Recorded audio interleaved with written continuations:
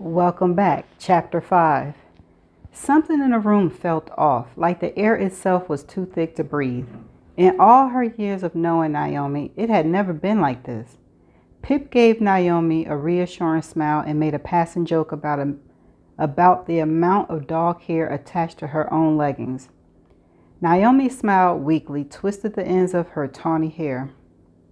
They were sitting in Mr. Ward's study, Pip on a swiveling desk chair and Naomi across from her in a red leather recliner. Naomi wasn't looking at Pip. She was staring instead at the three paintings on the far wall.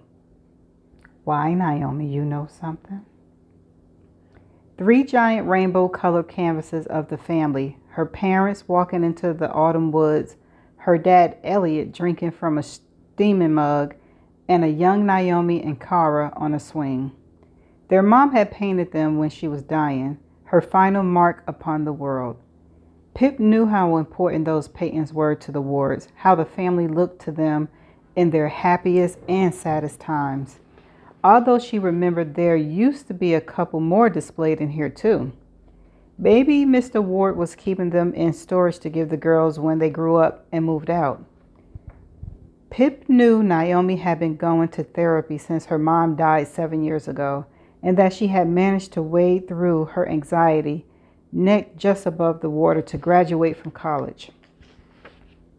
But a few months ago, she had a panic attack at her new job in Manhattan and quit to move back in with her dad and sister. Naomi was fragile, and Pip was trying her hardest not to tread on any cracks. From the corner of her eye, she could see the timer scrolling on her voice recording app. So, can you tell me what you were all doing at Max's that night? She asked gently. Naomi shifted, eyes moving down to circle her knees. We were just like drinking, talking, playing some Xbox, nothing too exciting. And taking pictures? There's a few on Facebook from that night. Yeah, taking silly pictures, just messing around really, Naomi said. There aren't any pictures of Sal from that night, though. No, well, I guess he left before we started taking them. And was Sal acting strangely before he left? Said Pip. No, I don't think he was really. Did he talk about Andy at all? Yeah, maybe a bit. Naomi shifted in her seat. What did he say about her? Pip asked. Naomi paused for a moment, picking at a ripped cuticle by her thumb. I think maybe they were having a disagreement. Sal said he wasn't going to talk to her for a bit. Why? I don't remember specifically, but she was kind of a nightmare. She was always trying to pick fights with Sal over the smallest thing. Sal preferred to give her the silent treatment rather than argue. What kind of things were these fights about?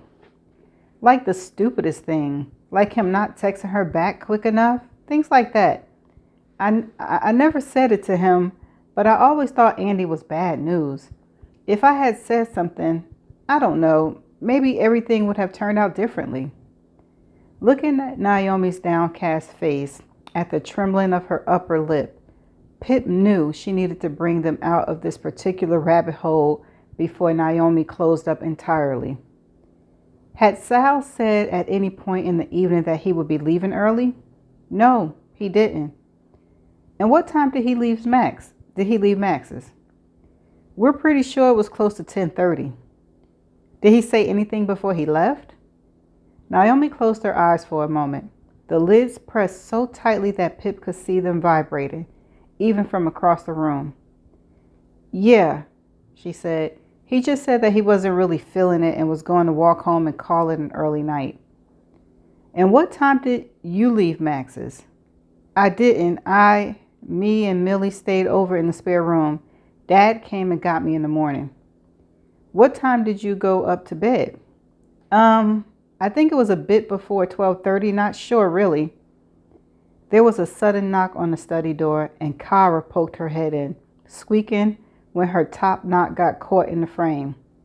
Sorry, emergency, 2 secs, she said, lingering as a floating head.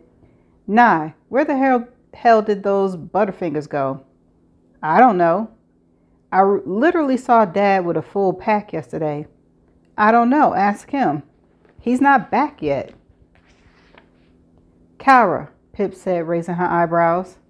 Yep. Fine. I'll leave. No one cares that I'm starving, she said, closing the door behind her again. Okay, Pip said, trying to recover their lost tangent. So when did you first hear that Andy was missing? I think Sal texted me Saturday, maybe late morning-ish. And what were your initial thoughts about where she might be? I don't know, Naomi shrugged. Andy was the kind of girl that knew lots of people. I guess I thought she was hanging out with some other friends we don't know. Not wanting to be found, you know? Pip took a preparatory deep breath, glancing at her notes. She needed to handle the next question carefully. Can you tell me about when Sal asked you to lie to the police about what time he left Max's?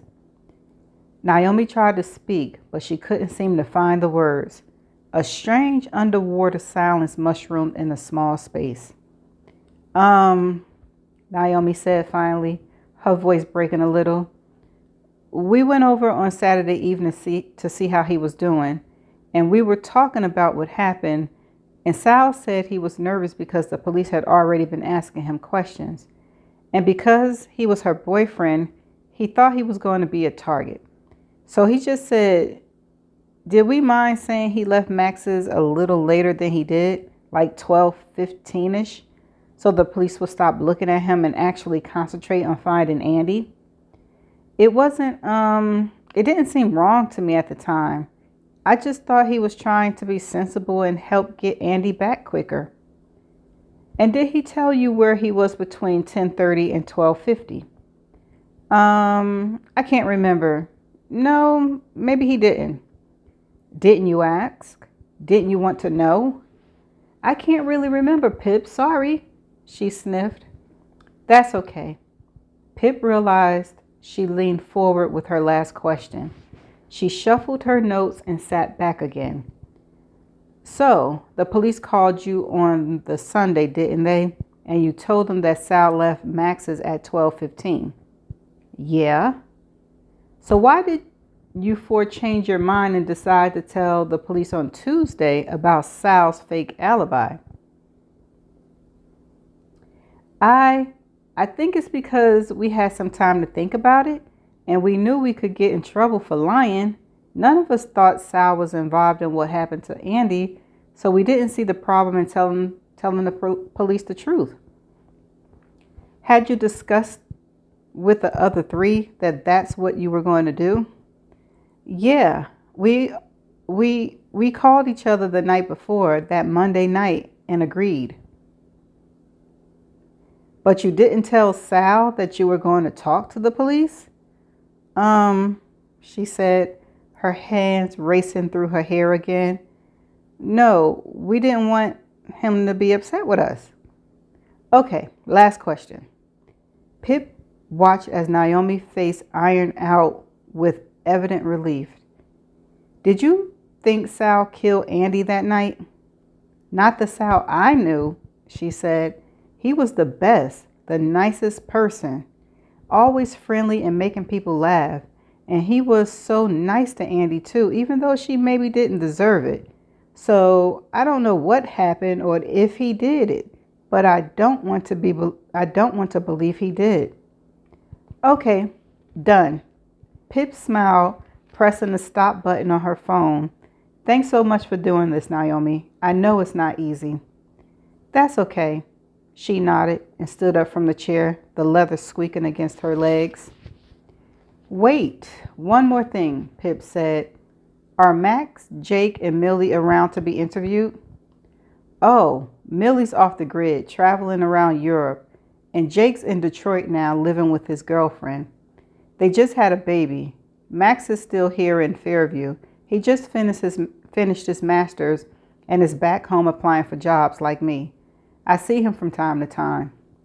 Do you think he'd mind giving me a short interview? Pip said. I'll give you his number and you can ask him. Naomi held the study door open for her.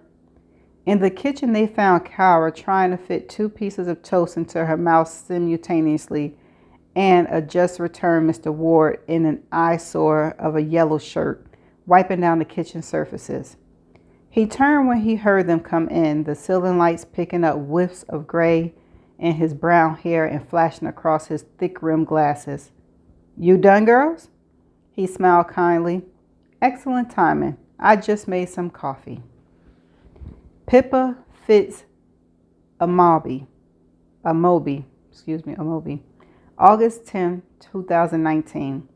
Capstone Project Log, entry number 7. Just got back from Max Hastings' house. It felt strange being there, like walking through some kind of crime scene reconstruction. It looks just the same as it does in those Facebook photos they took on that fateful night 5 years ago. Max still looks the same too. Tall, blonde, floppy hair, mouth slightly too wide for his angular face, somewhat pretentious. He said he remembered me, which was surprising. After speaking to him, I don't know. I can't help but think something's going on. Either one of Sal's friends is misremembering that night, or one of them is lying. But why? I agree, girl. I think one of them lying. Transcript of interview with Max Hastings. Pip. All right, recording. So Max, you're 23, right? Max. Nope, almost 25. I had leukemia when I was little and missed a lot of school, so got held back a year. I'm a miracle boy. Didn't you know? Pip. I had no idea. So, jumping right in, can you describe what Sal and Andy's relationship was like? Max. It was fine. I don't think it was like the romance of the century or anything, but it worked. Pip. And how did their relationship start? Max. They just got drunk and hooked up at a party at Christmas. It carried on from there. Pip. Was that what are they called? Oh, a calamity party? Max. Oh shit. I forgot we used to call house parties calamities. You know about those? Pip. Yeah. People at school still throw them. Tradition. Apparently, legend is that you started them. Max. Man, kids are still throwing messy house parties and calling them calamities? That's so cool. I feel like a god. Do they still do the next host try-along bit? Pip. Oh, I don't know. I've never been. Anyway, did you know Andy before she started a relationship with Sal? Max. Yeah, a bit from school and calamities. We sometimes spoke, yeah, but we weren't ever like friends. I didn't really know her, like an acquaintance. Pip. Okay, so on Friday, April the 18th, when everyone was at your house, do you remember if Sal was acting strangely? Max. Not really. Maybe a little quiet. Pip. Did you wonder why? Max. Nope. I was pretty drunk. Pip. And that night, did Sal talk about Andy at all? Max. No. He didn't mention her once. Pip. He didn't say they were having a disagreement at the time or? Max. No. He just didn't bring her up. Pip. How well do you remember that night? Max. I remember all of it. Spent most of it playing Jake and Millie on Call of Duty. I remember because Millie was going on about equality and stuff, and then she didn't win once. Pip. This was after Sal left? Max. Yeah, he left really early. Pip. Where was Naomi when you were playing video games? Max. MIA. Pip. Missing? She wasn't there? Max. No. She went upstairs for a while. Pip. By herself? Doing what? Max. I don't know. Taking a nap? Taking a dump? Fuck knows. Pip. For how long? Max. I don't remember. Pip. Okay. And when Sal left, what did he say? Max. He didn't really. He just slipped out quietly. I didn't really notice him leave. Pip. So the next evening, after you'd all learned that Andy was missing, you went to see Sal? Max. Yeah, 'cause we figured he would be pretty bummed out. Pip. And how did he ask you all to lie and give him an alibi? Max. He just came out and said it. Said it was looking bad for him and asked if we could help out and just change the times a bit. It wasn't a big deal. He didn't phrase it like, give me an alibi. That's not how it was. It was just a favor for a friend. Pip. Do you think Sal killed Andy? Max. He had to have done it, right? I mean, if you're asking if I thought my friend was capable of murder, the answer would be no way. But then, the blood and stuff. And the only way that Sal would ever kill himself, I think, is if he done something really bad. So it all fits. Pip. Okay, thanks. Those are all my questions. There are some inconsistencies between what Naomi and Max said. Naomi thinks that Sal did talk about Andy and told all his friends they were having a disagreement. Max says Sal didn't mention her once.